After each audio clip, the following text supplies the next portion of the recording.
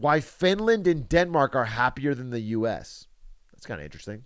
I think it's because they have great CSGO teams. Right? Like, that's probably it. I think the Nordic countries just feel happy because they can always look at their CSGO teams and be like, yes, kings. I'm happier now. And like we in North America have to constantly be like, oh, Sag.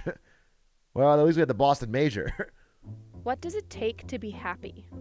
The Nordic countries seem to have it all figured out. Finland and Denmark have consistently topped the United Nations' most prestigious index, the World Happiness Report, in all 6 areas of life satisfaction. Denmark came in second place after claiming the top slot in 2000. Bro, are these all... Which country is this? Iceland? Oh, my God. The key is a cross flag, I'm noticing. If your flag has some sort of cross on it, we need to update our flag quickly. Meet Mike Viking, happiness researcher. Mike Viking? That's the most Nordic name I've ever heard. I will say one thing I noticed, because I lived in Europe for 3 years. I lived in Germany. And one thing I've noticed also in my life, because I did this at ASU for my freshman year, and this is maybe a small thing, but tell me if you agree. If you regularly bike to places, you feel happy. No, not exercise. Not like it's like going to the gym doesn't particularly make you happy. I think it makes you feel healthier, but like just like, hey, I'm gonna go to the store, and you just bike there. When I did that at ASU, like I didn't have a car freshman year, it was awesome. And in Germany, I noticed they biked a lot. Like in Europe, they bike a lot. I remember Stans, who was a miserable human being, who would find a way to complain no matter what. When he was biking to work in SF, he was fucking happy as a clam. Finland is the best place to have kids. When you go give birth, it's almost free. Sag. We stayed in the hospital 3 full days. As a Sag. family, we had our own family room. Imagine not paying for healthcare. That's so cringe. That's so cringe, Finland. How the fuck are the hospital administrators going to make any money if you just freeload like that?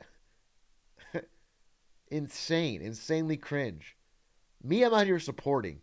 I want every single, not just the hospital administrators, but like the rich corporations that own the hospital, the investors who bought the entire hospital to make a profit. I want them to make a little money, okay? I'm not trying to freeload here. In Finland, new mothers receive a free baby box, jam-packed with 63 items to help with the baby's first year. Really? Our baby, actually, Luca, slept in the box for the first month. Finland, It's along with the barbaric, other Nordic Finland. countries, a parent can even stay home until the child is 3 years old and keep his or her job. Wait, what? However, the stipend is much smaller. Another Wait. Tell their 3 years paid leave? If you timed it to have a new kid every 3 years, you you could keep your salary 20, 30. personal That's why they're freedom so to happy. make They have the important infinite money life glitch. Choices. Christina was unhappy at her job in advertising. and Why, took an 8-month Christina? Why would you be unhappy? And why is every video subtly shitting on marketing? Why wouldn't you be happy? It's a fun job, Christina. Christina received about $2,000 a month from the Danish government while she was unemployed. She is now in school to become a painter. That's Her crazy. tuition is covered. They just did that by default? We can't even get 2K during the pandemic. They just get it by default in this is like a 2018 video? But the thing that I think a lot of Americans forget is that the Nordic people are happy to pay those taxes because they get services in return. Daycare, great public education, it includes your college, tuition free, it includes healthcare. All of those are included in your taxes. People kind of react. Wait a minute. They don't even spend any of it on missiles? How many aircraft... Wait. Let me just check. How many aircraft carriers does Finland have?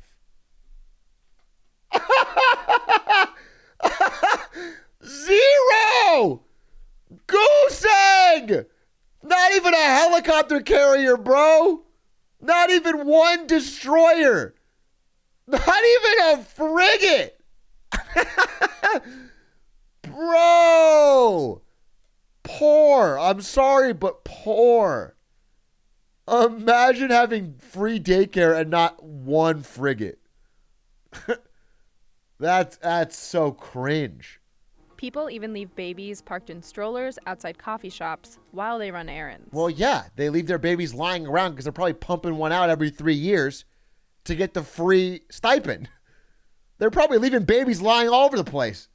People who pursue only money and say, I'll be happier the richer I am, turn out to be less happy. Yeah, but if my Neo stock doesn't moon, it's over. That is my one path to happiness. Neo needs to moon. Having nice surroundings and having a lot of money and being in a 5-star hotel in Las Vegas doesn't make you happy at all. So I think it needs to have that. At all? Bro? Not even a little bit. You get a weekend at a 5-star hotel in Vegas and you're not a little bit happy? Rich Perusi, former New Yorker, has been living in Copenhagen for 7 years. People stay He's a pretty referee. tight to a 9-to-5 workday, but I do think that we get as much done in a short period of time here as we were doing in longer times working in New York. I agree with that. I actually think after about 8 hours, 9 to 5, maybe even less, you're not actually working. At least you can do it maybe in a short burst for a day or two, but I'm talking about every day. People that put in 14-hour days or whatever, it's more performative. It's like to show how hard they're working to everybody else. But your efficiency is dog shit. I think working efficiently, 6 to 8 in a smart way, you get way, especially if you can do it consistently. Because you have these peaks and valleys if you try to do like, I'm going fucking 14 today. First of all, even on that day, I think you're not doing that great. But then like the next day, you're burnt, and it doesn't add up. And I think most people in most jobs, especially back before pandemic when you weren't doing it from home, spent a good amount of their workday doing not work, just finding some time between work to just stall or I think that's just literally. I think that's the inefficiency of the system. Sara Alhupuro is a diplomat and an artist who has shaped her work schedule to make time for her passion. When I walk in the forest, I walk there very quietly, paying attention to all the small details and all the colors, very slowly, and I try to spot all the small details. And I completely lose the track of time. Usually I spend about 5 to 6 hours picking mushrooms. I'm sorry, but this is not more fun than video games. Unless she's fucking eating these shrooms. Bro, I'm a Dane and I'm so sad. What the fuck? It is funny to imagine someone from Finland like watching this video and being like, fuck. Shit. The fuck am I doing wrong?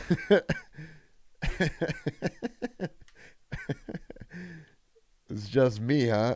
Because like in the first videos, it was all about like, hey, you're not alone. If you feel lonely, hey, it's pretty common.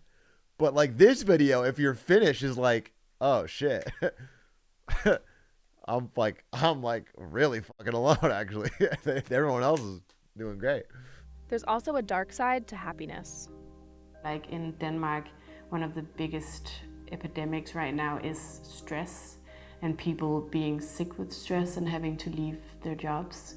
And people outside of Denmark didn't really understand what that meant. Like, what do you mean stress leave? But it might be that expectation to have a work-life balance here that stresses people out, that you both have to work, but you also have to take care of your family, you also have to be social with your friends, you also have to, do this self-realization thing, hobbies and traveling, and there's so much you have to do in the same amount of hours, whereas maybe in New York or other places, you know that you're gonna work to 10 every day, so you don't expect to have this. Fuck you, Finland. That's not a problem.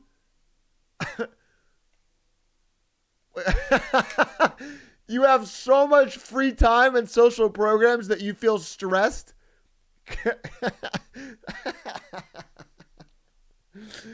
But maybe if you lived in America and had to work 10-hour days, you would know you're not. That's so funny.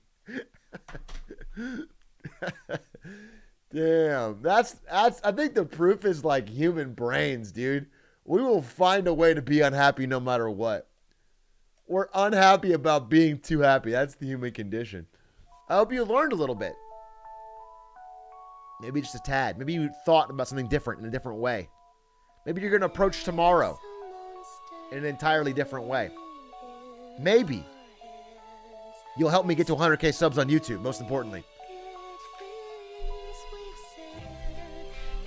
Whatever you choose to do, I hope you enjoyed your stay, and I'll see you tomorrow for more high-octane content like this.